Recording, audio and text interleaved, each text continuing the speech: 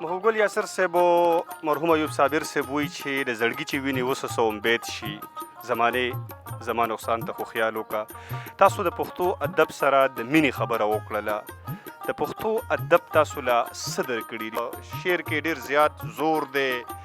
درد هم لري او په حقیقي معنو کې زمونږ د پښتنې ټولنې هغه تصویر یې مخې ته راوړی دی چې زما د کتابونو ټوټل چې دی وخت دی څه ته چې شمېره وایي نو دا یو کم دېرش دی. یاره زما خو څه کلامونه یو وخت جلیل شبنم ویلي. بسم الله الرحمن الرحیم. قدرمنو کتونکو سنګرخان ما او دا وخت موجود ما د چارسدې ضلعې د تنګي په تحصیل کې. تاسو چې را ما سره وینئ دا محبوب ګل یاسر صاحب دی. د ډېرې مودې راسې شعر لیکي، په شعر کې ډېر زیات زور دی، درد هم لري او په حقیقي معنو کې زمونږ د پښتنې ټولنې هغه تصویر یې مخې ته راوړی دی، د هغې عکاسي کوي په خپل شعرونو کې. د دوی سره به د دوی په ژوند باندې، د دوی په فن باندې، دوی په شخصیت باندې په ننني پروګرام کې خبرې کومه. محبوب ګل یاسر صاحب ستاسو د وخت ډېره زیاته مننه کومه. د ټولو نه اول زمونږ کتونکو ته دا ووایئ چې شعر د کومې زمانې نه لیکئ؟ السلام علیکم سنگر صاحب، ستاسو ډیره مننه، شکریه، خدای مو خوشحاله ساته. شعر خو زه د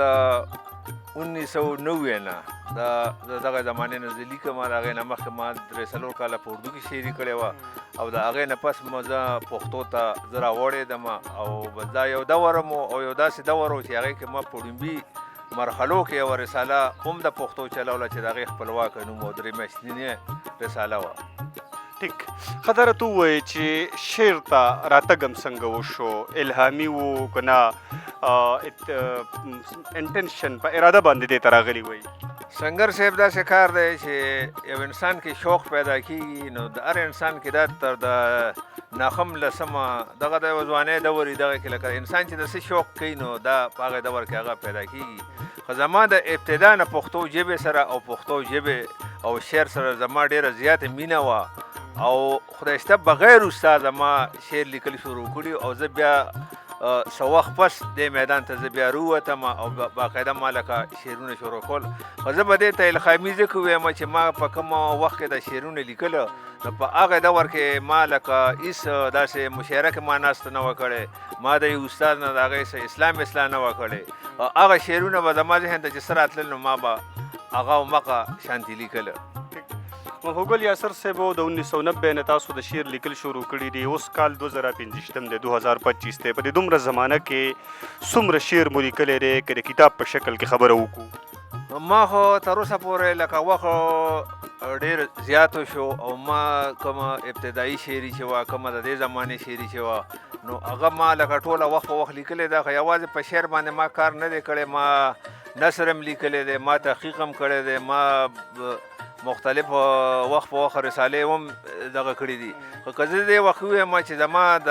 کتابونو ټوټل چې دی وخت دی څه ته چې شمېره وایي نو دا یو کم دېرش دی. یو کم داسې ټول دي که نه شعرونه سره؟ کم دېرش کتابونه ما لیکلي دي او په دې کې 8 کتابونه چې کوم دي نو دا زما د شعر و شاعرۍ دي او زه که دا دعوه وکړم چې یاره یو 15 یا 20 کتابونه به د شاعرۍ دې وخت ما سره نور پراتي نو دا به څه بې ځایه خبره نه وي. محبوب ګل یاسر صاحب مرحوم ایوب صابر صاحب وایي چې د زړګي چې وینې وسوسه امید شي زمانې زما نقصان ته خو خیال وکړه. تاسو د پښتو ادب سره د مینې خبره وکړله. د پښتو ادب تاسو له څه درکړي دي؟ تاسو وایئ چې زما تقریبا چې څه ډېر کتابونه د 100 پورې هغه ناچاپ دي. نو سنگر صاحب داسې خبره ده چې پښتو زمونږ مور ده او مور سره چې څو ښېګړه وکړي نو د مور نه څه تمه نه کوي، چونکې موږ د خپلې ژبې دپاره، د خپل کلتور دپاره، د خپل تهذیب دپاره، د خپل اواز اوچتولو دپاره دې میدان ته راغلي، قلم هم راغشتي، لیکل هم کړي دي. او که زه د تاسو د ووایم چې یوازې شعري نه بلکې ما په صحافت هم مختلف اخبارونو سره کړی دی او که تر اوسه پورې یو 100 اخبارونه چې کوم دي د هغې په وخت په وخت زه نماینده پاتې شم، په هغې کې ما د اردو کالمې لیکلي دي، په هغې کې ما د پښتو کالمې لیکلي دي. خو که پښتو ژبې یقینا چې ډېرو خلکو له به یې څه ورکړي، خو که ډېرو خلکو له نیم ورکړی نو دغې نه مونږ ګیله نه کوو، بس په مونږ باندې دا د قام یو فرض و او هغه فرض مونږ ادا کړو او په هغې کې اوس هم مونږ لګي وو. دا به تر مرګه پورې مونږ همدغه خپل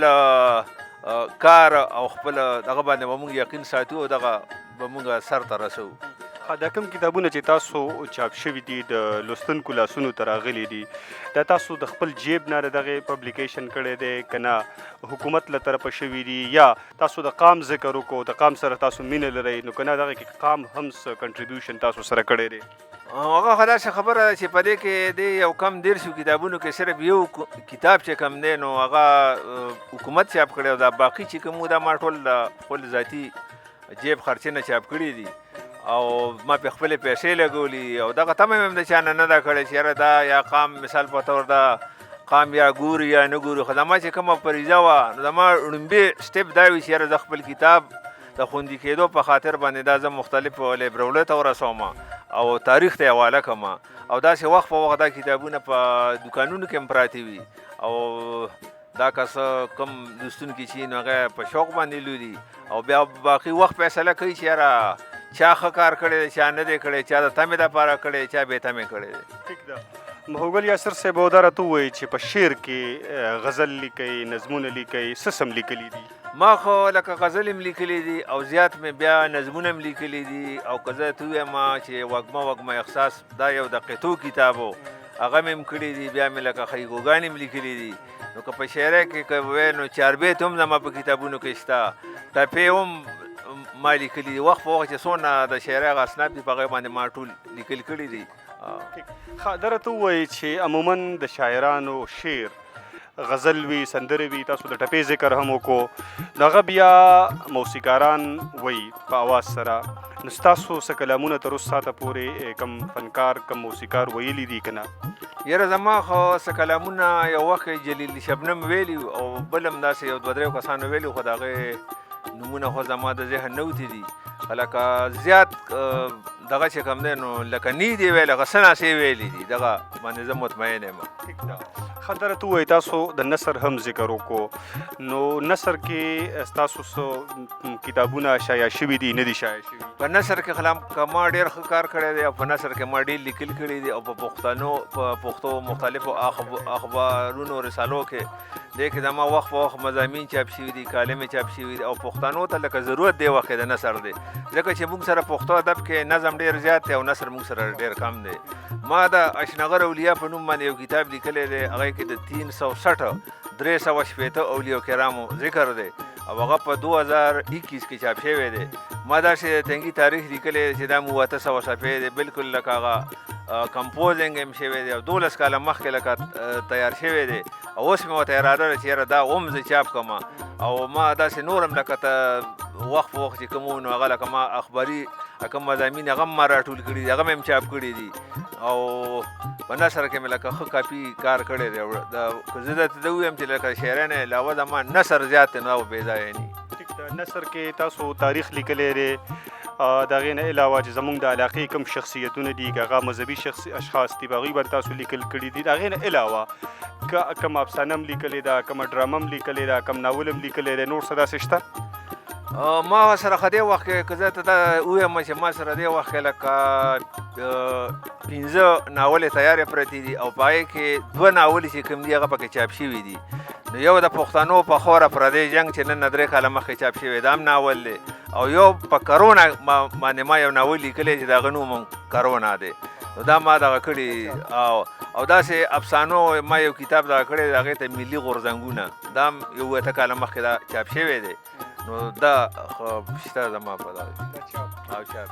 دا راته ووایي چې د پښتو اکیډمۍ کار دا دی چې هغه د کوم چې شاعران دي کوم نثرنګار دي د هغوی لیکل چاپ کي نو ستاسو دغه کتاب اکیډمۍ چاپ کړی دی حکومت چاپ کړی دی اکیډمۍ تاسو سره رابطه کړې ده تاسو ورسره کړې ده که نه؟ یاره سنګر صاحب زه به ته دوی ویم که د پښتو اکیډمۍ خبرو کې نن 10 کاله مخکې هغوی سره 1400 قالبي نسخې پرتې دي او د 100 کالو او د 200 کالو لکه ډېرې زمانې نو هغه نه چاپ کړي نو موږ له به څه چاپ کړي موږ تر خپله وسه پورې کوششونه کوو او که زه تاسو ته ووایم عبدالخالق بادل چې اوس وفات دی الله پاک دې درجات علیه کړي هغه د چارسدې په ډي سي پسې لګېدلی او 40 ملګرو له هغه کتابونه چاپ کړي دي او 300 کتابونه به هر د کتاب خالق له ورکړل او 200 کتابونه چې دي نو دا به هغوی لایبرریو ته سپارل. مونږ خپله یو تنظیم قلم قافله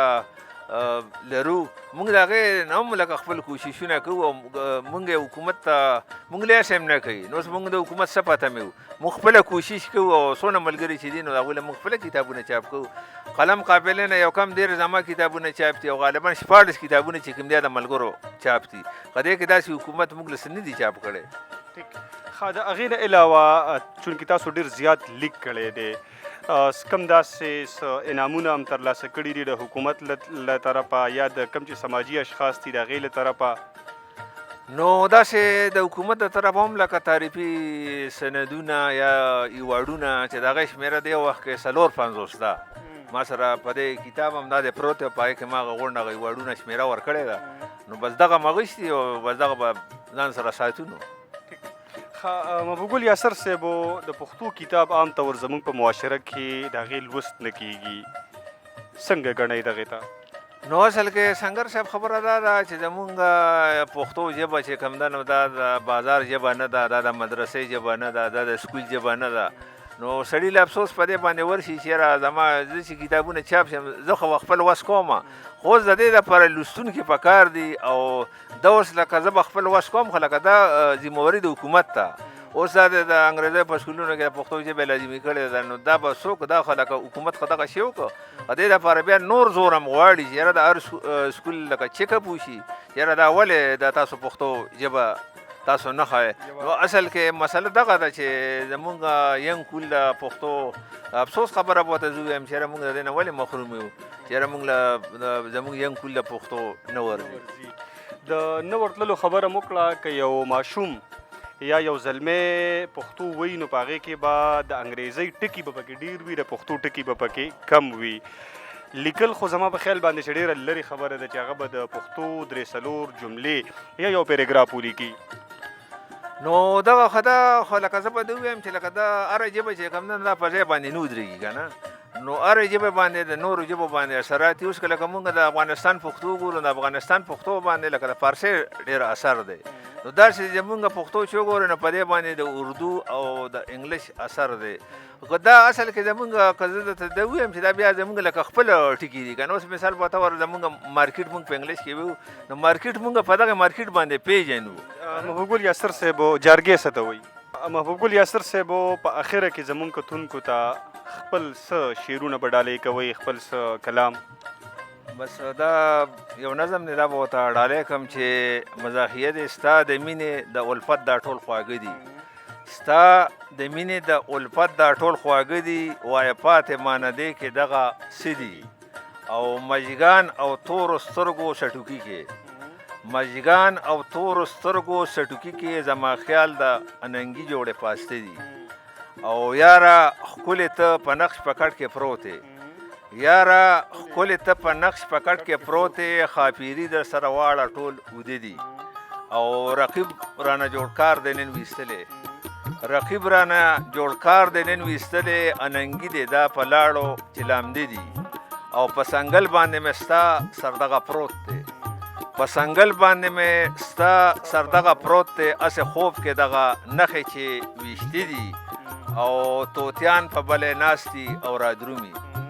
توتیان په بلې ناستي او رادرومې په مخوکو یې نیولې ستا ویښتې دي او کله بره کله ښکته دغه خال دی کله بره کله ښکته دغه خال دی د یاسر د بلډ پریشر دغه مازغه دي پښتو د پت او پښتنو ژبه ده پښتو د پت او پښتنو ژبه ده پښتو د ننګ او ننګیالو ژبه ده پښتو د پت او پښتنو ژبه ده پښتو د ننګ او ننګیالو ژبه ده چې د غریب او د مظلوم ملګري چې د غریب او د مظلوم ملګري پښتو د داسې شازلمو ژبه ده او چې په میدان کې خپله توره ښایي چې په میدان کې خپله توره ښایي پښتو د داسې تورزنو ژبه ده او چیکړي ښېګړه د غریبو سره چیکړي ښېګړه د غریبو سره پښتو د داسې ګلالو ژبه ده او تل به وفا کو د پښتو سره مونږ تل به وفا کو د پښتو سره مونږ پښتو زمونږ د پښتنو ژبه ده او د یاسر ترې اوس سیره نشته د یاسر ترې اوس سیره نشته پښتو د دار او د رسو ژبه ده ډېره زیاته مننه محبوب ګل یاسر صاحب